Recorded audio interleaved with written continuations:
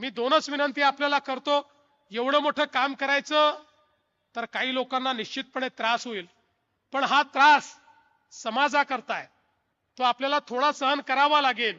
कोणाचं नुकसान आम्ही होऊ देणार नाही. कोणाचं अधिग्रहण करावं लागलं तर त्याला चांगले पैसे देऊन त्याचा पूर्ण पुनर्वास आम्ही करू, पण आपल्या सगळ्यांचं सहकार्य मला या निमित्ताने पाहिजे. दुसरं, माझी माध्यमांनाही विनंती आहे. माध्यमांनी चांगली प्रसिद्धी तर आम्हाला दिलेलीच आहे, पण अनेक वेळा माध्यमांमध्ये इथल्या टेंडरच्या बातम्याच फार चालतात. यांनी टेंडर घेतलं का, त्याला मिळालं का, या कंडिशन काय, त्या कंडिशन काय. माझी त्यांना विनंती आहे, हे अधिकाऱ्यांवर सोडून द्या.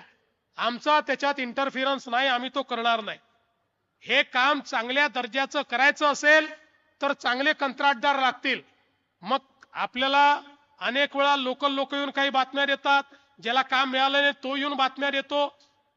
एकच गोष्ट सांगतो, सगळी कामं पारदर्शी पद्धतीने होतील आणि कोणालाही ते फेवर होणार नाही आणि कोणालाही त्रास दिला जाणार नाही.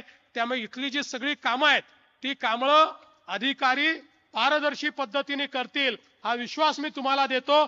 त्यामुळे नेत्यांनी, पत्रकारांनी कोणीच या भानगडीत पडू नये, अशा प्रकारचं निवेदन हे मला सगळ्यांना या निमित्ताने करायचं आहे.